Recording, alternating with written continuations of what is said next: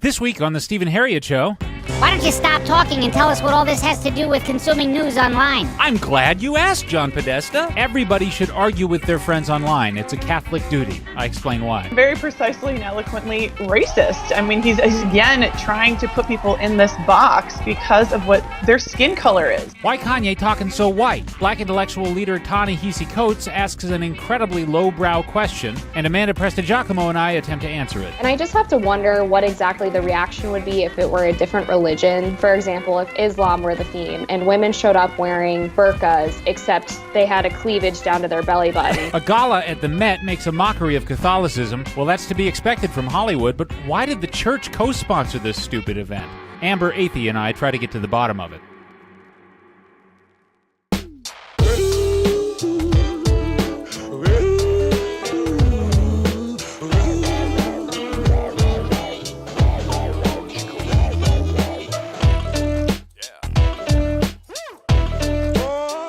Hello, this is the Stephen Harriott Show by Catholic Vote, and I'm Stephen Harriott. You know, as Catholics who spend way too much time on the internet, we need to do a better job. We need to be better at learning on the internet and learning accurate information on the internet, and also we need to get better at arguing over the stuff we learn on the internet. Socrates said the unexamined life is not worth living. You know, he meant we should examine ourselves. We should pay attention to our thoughts, our development, our habits. You know, another way of putting this is something my dad once said, and I'm paraphrasing here, but any area of your mind that you haven't examined probably has bad ideas in it. It's just human nature. We're not right by default. We are prone to error. We're fallen. An untended garden is going to get overgrown by weeds. Only a willfully tended garden is beautiful. All of this is especially true in times and places where really bad ideas are very popular and get a lot of airtime. If you were an American in the Deep South in 1948, you'd never really given much thought to race, you were probably a racist. And just the same way, in 2018, if you're an American, even if you're educated, if you've never really given much thought to human nature and morality and so forth, you're probably pro-abortion. You probably don't know that many Middle Eastern refugees don't want to come to the West, but actually want ISIS to be defeated so they can return home. You probably don't know that South Americans are being brutally abused and killed on the U.S. border, and so fixing border security would actually be as pro-Mexican as it is pro-American. You probably don't know a lot of stuff. Like I said, anything you haven't really thought about, you probably have bad ideas about. You're probably wrong about the things you haven't examined. Why don't you stop talking and tell us what all this has to do with consuming news online? I'm glad you asked, John Podesta. There's a simple principle I like to put into how I consume news, and it's from the Catechism. A preferential love for the poor. You've probably heard of the preferential option for the poor. That's what I'm talking about. And by the poor, I don't mean just people who don't have any money. I mean people who are poor in spirit, i.e. innocent and good. I mean people who are vulnerable or who are particularly under threat or in danger. And I mean people who don't have access to media, to narrative-building institutions in the way that an influential or a powerful or a wealthy person would have. So consume news with a preferential love for the poor in mind. So when you hear something about the poor, be extremely wary of who you're hearing it from. If I hear something about the poor or about the marginalized from very powerful media corporations in Western superpowers like the US or the UK or Germany, I'm not going to treat those sources with preferential love. I'm going to be extremely skeptical because they might be using the poor to advance an agenda on behalf of the powerful. For example, a couple of years ago, Western superpower media outlets made a video go viral deliberately. I mean, I'm saying that deliberately. They chose a specific video and made it go viral of a little Syrian boy in shock after a brutal bombing by the Assad regime in Syria. Now, there's no denying it was heartbreaking footage, and you shouldn't downplay the suffering of the little boy himself. But when it went viral, it was used by then presidential candidate Hillary Clinton. That picture of that little 4-year-old boy in Aleppo with the blood coming down his face while he sat in an ambulance is haunting. It was used by all the major cable networks, and the message was clear, and it appealed to all the better angels in our nature, so be especially wary of emotional stuff like this. The message was, look at this poor boy. Don't you care about him? Let's bomb Syria and send troops and confront Russia. In the words of the very level-headed Rand Paul, we were brought to the brink of World War III. Well, a year later, it was revealed, and I reported, that the little boy actually belonged to a very pro-Assad family. The father of the family, in fact, said that the footage of the little boy that went viral was taken by rebels against his will. He said that the rebels even threatened to kidnap the boy. They wanted to use him to promote Western strikes against their enemies. And soon after, he said, he and his son and their family escaped into government-held territory just to get away from the violence of rebels. Now, the deal is that that father's attitude, whether you like it or not, aligns with the attitude of the Christian church in Syria, the church in Iraq, and generally persecuted Christians in the Middle East. These are people who have been undergoing a genocide for a decade. Clearly, these are the poor. These are the people that I have to have a preferential love for. And what they were saying was the very opposite of what Western superpower media companies and politicians and people running for office were saying. They're the poor, not Hillary Clinton, and not the BBC. Same thing happened in the aftermath of David Daleidon's first expose videos, which revealed that Planned Parenthood was harvesting baby organs and selling them. Again, here, it's really important to notice powerful media companies are capable of an incredible amount of coordination. They can strike as one. So for the weeks following the initial video from David Daleidon, all they would say about it was that the video footage was doctored and misleading, that it couldn't be trusted. And how did they know that? Why? Because Planned Parenthood said so. It's how these videos were edited, Planned Parenthood says, that is leading Planned Parenthood and its supporters to discredit the entire production. Over and over again, media outlets literally had Planned Parenthood officials come in and just sit in the studio so that they could give their press releases verbatim to the public. And then sometimes they would have David Daleidon on after the Planned Parenthood official, and they would say, what do you have to say for yourself? Obviously, it's all been debunked, and we've decided that your work is deceptive. Joining us now is the man behind those videos, David Daleidon. And what Planned Parenthood says, all Planned Parenthood says they're trying to do, they say that they're not selling the fetal tissue. And by the way, okay, Planned Parenthood disputes that. They say, we had the executive vice president of Planned Parenthood on. She says, so listen to what she had to say. Planned Parenthood does not make a profit on fetal tissue. Okay, David, you heard her. She says, what you did, she says, is unfair. The restraining order that is trying to prevent you from releasing some of the videos. Yeah, how are you responding to that? Scientists who use fetal tissue say, and Planned Parenthood says they're doing none of those things. Planned Parenthood says that you've deceptively edited the videos. David Daleidon, we appreciate you giving us your side of the story. Anyway, that media narrative was spread willingly and accepted by the federal government and federal officials who fund Planned Parenthood, by Hollywood, by academia, by Silicon Valley. It was even accepted as fact by the corporate world. Remember when all the major corporations boycotted Planned Parenthood because it was the right thing to do? No, that was the NRA, because the ruling class told them to do that with the NRA. They told them the opposite with Planned Parenthood, despite the scandal. So who were the poor in this scenario? Bejeweled mainstream media anchors with access to power and whose views aligned with every major political, cultural, economic center of power in the West? Or little babies and their scrappy little defenders? So what you're saying is you hate women and want to take away all their rights. How Christian of you. I'm glad you asked, John Podesta. How to argue with your friends like a Catholic. The Catholic Church actually picks up on the theme of Socrates' "the unexamined life is not worth living." The Catechism of the Catholic Church says that we all as Christians have a duty to constantly try to discover and learn the truth, and as we learn it, to conform our lives to it. That's Catholicese for "the unexamined life is not worth living." Now, I think part of why we as Christians are supposed to do that is because of a healthy self-love. We want happiness for ourselves. We want blessedness for ourselves, and eventually we want ourselves to go to heaven because we love ourselves. And here's where Socrates was missing a little something, probably because he was pre-Christian. As Christians, we're supposed to apply that kind of love not just to ourselves, but also to our neighbors.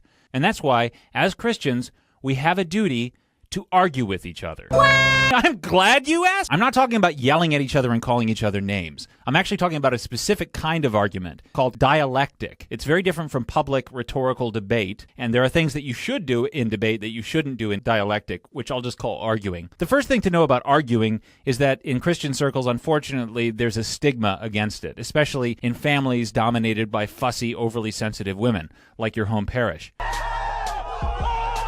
But arguing is actually essential to loving relationships. It's an intimate and deeply loving thing to do because you're sharing the same kind of love you have for yourself. Remember, as a Christian, because you love yourself, you seek the truth and try to conform your life to it. You're sharing that with another person. See, when you're arguing, you should be seeking the truth and conforming your lives to it together. You know, I remember this girl I once knew. She came to my house, and afterwards she said, Stephen, I can't believe the way Harrieds argue with each other. You Harrieds are horrible, how you argue all the time. It's just awful. And I said, oh, well, I guess, wow, your family never argues? She said, my family never argues. And I said, wow, so your family must really get along great and love each other. She said, well, no, actually, we haven't spoken in years. We only see each other on holidays, and then there's always a horrible fight. See, her family members mistook a sort of shallow, vague agreeableness for real loving intimacy, which is kind of like saying Twilight is a better love story than Casablanca. And that's why so many people stigmatize arguing, because they mistake the loving activity of arguing, of seeking the truth together, which is actually a Christian duty, especially among family and friends. They mistake that for being condemnatory, which is, of course, forbidden. Incidentally, this is why politics has torn so many friendships and so many families apart, because some people wouldn't know love if it bit them in the ass. End the stigma. Argue with your loved ones. But how to argue? Again, arguing is not the same thing as rhetorical debate. Rhetorical debate has basically nothing to do with the person you're arguing with. It's about convincing onlookers that you're right and your opponent is wrong. Dialectic argument is different than that. It's private. It's more personal. In fact, a big mistake that people make is they treat private arguments as if they were public debates. For a quick overview of some logical fallacies people often stumble into online, I actually recommend you check out Matt Fradd's recent video on that topic from Ascension. But for me, there's just one thing I'm going to point out because I've just been seeing way too much of it. A lot of people treat arguing like the goal is to say something about how good you are, or say something about yourself, and also say something about your opponent in an argument and how they're not a good kind of person. In fact, many people really do seem to think that the goal of having an argument with a friend is to wait for that person to say something beyond the pale or ludicrous, and then fixate on that thing. The argument's over. You said such and such, which just goes to show how you and people like you are awful. I'm not awful. You people are bad. I'm a good person. Conversation over, the end. But believe it or not, when you're having an argument and somebody says something off the wall or beyond the pale or extreme, you should actively try to dismiss that.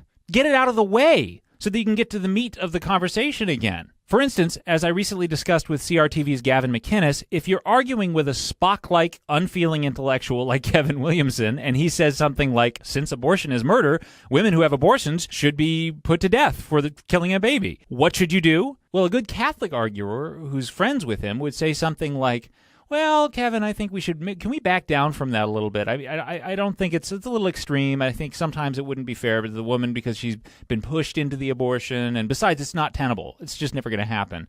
But let's get back to the substance of the conversation. A moron, on the other hand, would say, oh my God, conversation over. You just said something really misogynist, and I'm not a misogynist, and you're a misogynist, and you just said the horrible conservative thing. It just goes to show, if you're unfortunate enough to have a leftist family member, and he says something like, the reason the GOP opposes minimum wage hikes is because GOP voters genuinely hate poor people and want them to die. What do you say? A good Catholic arguer might say something like, well, I can't quite go with you there because I don't want to accuse half of the country of being murderously hateful. But let's get back away from that and let's talk about maybe whether minimum wage laws have a good track record of helping the poor. Or, if you're a moron, you could say something like, oh my God, overly you said the hateful nut. You just said the leftist thing. Goes to show. I could go on forever about arguing and learning, but mostly I just want you to have this takeaway. I want you to remember, 1, constantly endeavoring to learn the truth and conforming your life to that truth as you discover it is a Christian duty. 2,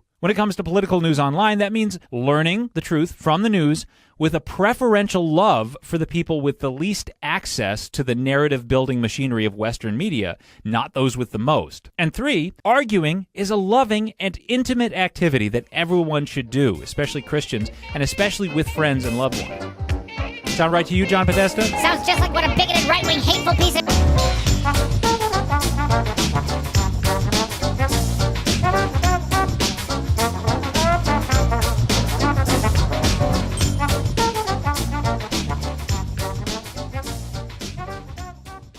So Kanye West has continued his aggressive departure from identity politics, is essentially what it amounts to.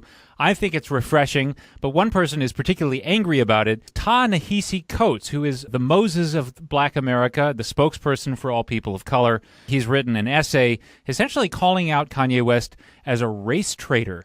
to talk about this issue because we're sensitive to identity politics and we don't want to offend Ta-Nehisi Coates, who better to have on than Amanda Prestigiacomo from the Daily Wire, because we've recently discovered, haven't we, Amanda, that you are over 2% African and Asian. Isn't that right? Yeah, I'm 2% victim, so I was very excited about it. Hopefully I can get some free stuff and some of that. I can wear like a Chinese prom dress or something, or, you know, put my hair in braids and I'll be cool. Without being called out. Exciting news. Right, because you're only 97% European. So what did you think of Ta-Nehisi Coates versus Kanye? What were your first reactions to this? Very lengthy and just basically cast out Kanye West from the black race because of his wrongthink.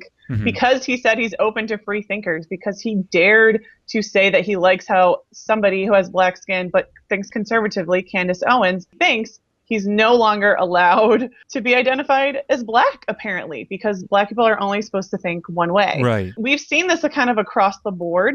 And it's this weird thing where people are writing, The Root wrote a piece and they said that free thought is white thought, which is such an odd thing to say. Like, what does that say about black people then? Like, what does that say about free thinking? Ta-Nehisi Coates basically said the same thing, that your free thought is equivalent to white thought. And free thought actually is thinking like me. So, yeah. So it's a very odd. See, the worst thing about this, and this is what, and I'll come right out and say it, I thought Ta-Nehisi Coates' column was deeply offensive. I know we're on the right, we're not supposed to say that, but it really was. It offended my sense of what it is to be human. I once had the privilege of moderating a debate between Jason Riley of the Wall Street Journal, and it turned out to be a leftist professor from Harvard. But it was actually originally going to be Ta-Nehisi Coates. He wouldn't come for one reason or another. But Jason Riley just has such a moving testimony because he comes from a lower middle class background, or actually maybe lower than lower middle class background in Buffalo, New York, grew up in the inner city. And he remembers coming back from his first year of college, and he was a good student. I mean, he was very studious, and he had improved in many ways in his first year, including in his diction. And he was talking to his little niece after he got back, and his little niece was laughing at him, and she said, "Why are you talking so white?" And it is heartbreaking, because he essentially said, the reason she said that is because I was speaking well.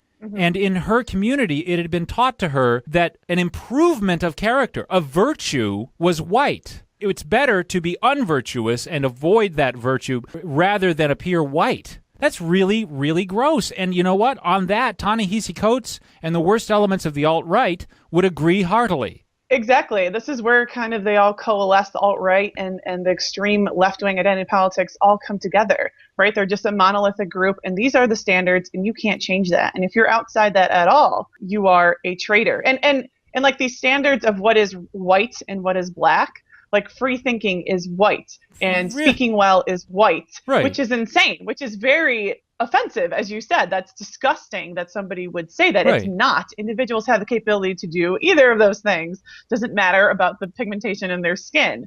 So it is really gross. And actually, when I taught, I was a teacher before I was a writer, and I taught in the inner city on all boys school, and that was like what teachers and administration were trying to combat, because we saw that within the school where kids would be made fun of. You know, you're acting white for doing well and succeeding in school. It was almost better to do poorly, because then you're one of them. You're part of the collective. And again, this is just more collectivism that we see from the left, from Mr. Coates. And again, you can have sort of subgroup identities, and I can sympathize with that. But what Ta-Nehisi Coates is pushing here, which is funny, because the guy's the nerdiest. I know. He's like Jason Riley. His niece would ask him why you talk so white. And it's just nonsense, because he's very precise, very eloquent, and he's very precisely and very eloquently wrong.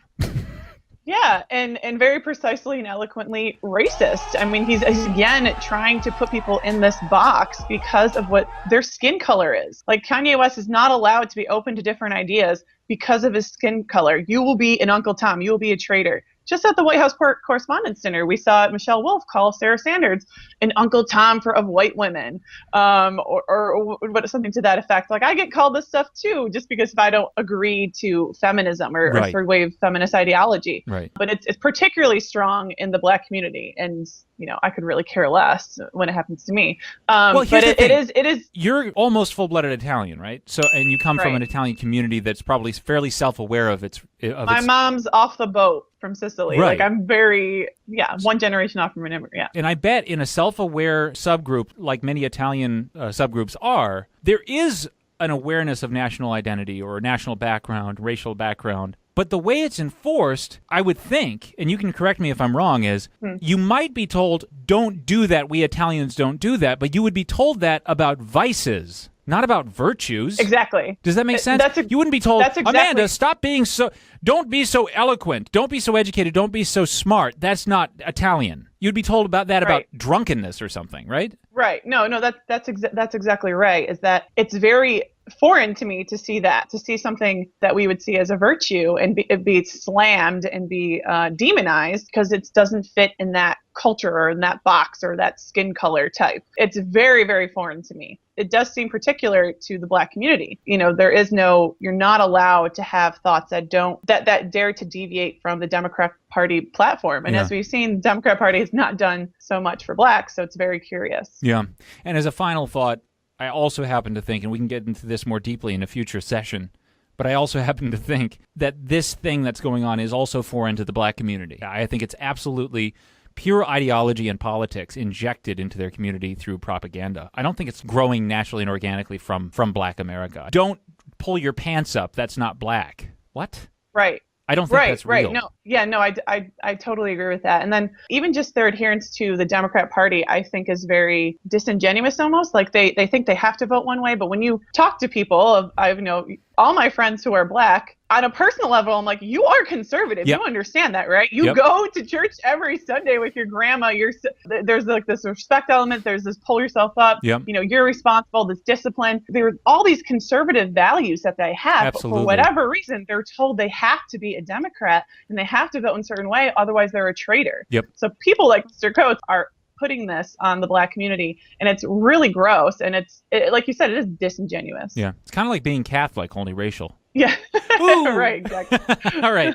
Well, thank you very much for coming on, Amanda. Can't wait to have you on again soon. And folks, do find Amanda online. She has a very entertaining Twitter account to follow, and also her work at Daily Wire is great. And she can be found at Amanda Presto. Thanks again.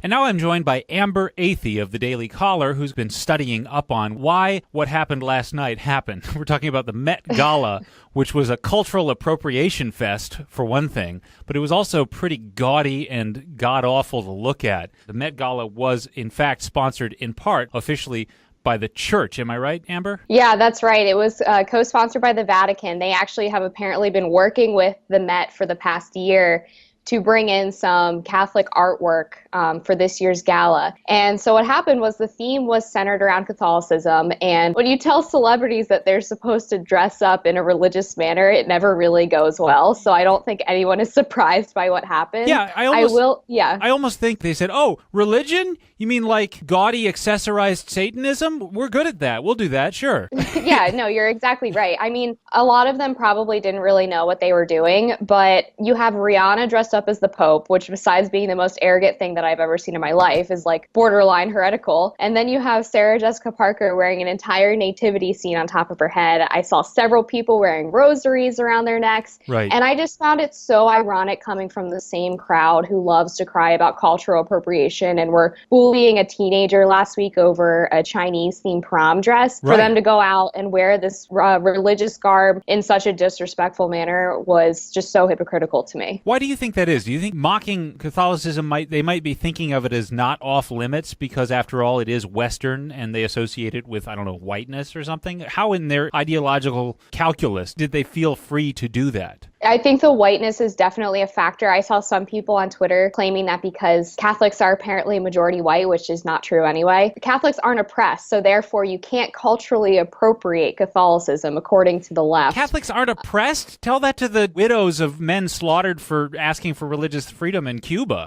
or the Maryland North settlers. Korea. No, it was just absolutely ridiculous. I thought the really funny part in all of this, the Kardashians are under fire for not taking the theme seriously enough.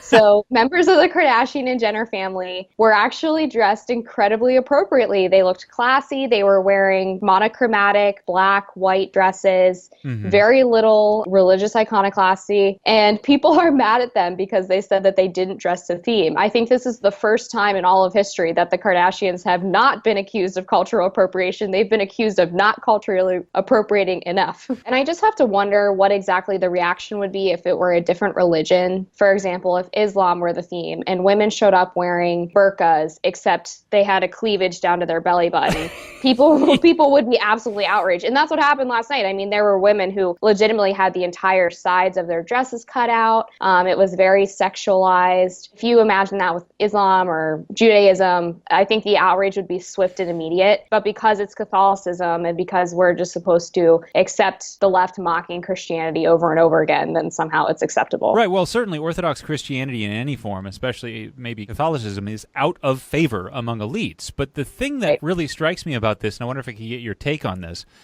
is how heavily involved the official Roman Catholic Church was in the production of this event. It seems to me almost like church leaders, they're not trying to unite Christians at all. You know, it's more plausible to believe that they're deliberately trying to divide Catholics and to alienate deplorables among Catholics or ordinary kind of frumpy, faithful Catholics in favor of issuing in the favor of powerful elites who are ideologically the enemies of the church. Yes, I think that's right. And even more so than just trying to create division, I think the church is trying to become more modern. And in doing so, they've sort of accepted the sexualization, the celebrity status of people who want to be associated with the church. And I've been pretty critical of Pope Francis from the beginning, but a lot of the statements that he makes are overtly on political issues that are kind of left-leaning. And then people assume that he's taking a political position from the pulpit. And for a while there was that story about how Pope Francis was in support of gay marriage. And so I just think in general, the church right now is trying so hard to be in favor with leftist ideology that they've kind of lost the tradition that we expect from the church. Right. And we don't want to speak ill of the Holy Father because we don't want to get shut down like the Order of Malta. Right. But one person who was very directly involved was Father James Martin, who's made a name for himself for being a pro-LGBT priest. That's how he's kind of billed on all the mainstream cable networks, and he gets a lot of attention from the mainstream media, and he pals around with Hollywood celebrities and so forth. He went to the gala.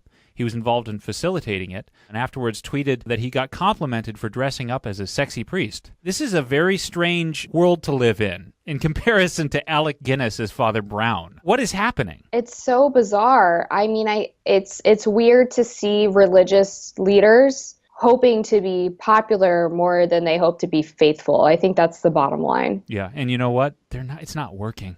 They're not getting popular among Catholics anyway. It seems to me that they're deliberately saying, you sit at the uncool kids table. We're going to go try and rub elbows with these cool people. But these people aren't cool in our view. All right. Well, thank you for this doleful take on a very, very unpleasant event, Amber. And I look forward to having you on again soon for your Catholic take on these things. And by the way, congratulations on your continually rising star. You're doing great work over at the Daily Caller. Thank you. I appreciate that. All right. Talk to you soon, Amber. Well, that's it for this week. This has been the Stephen Harriott Show, the show for people who get it. I'm your host, Stephen Harriott. See you next week. What you got on your mind? Oh, yeah, baby.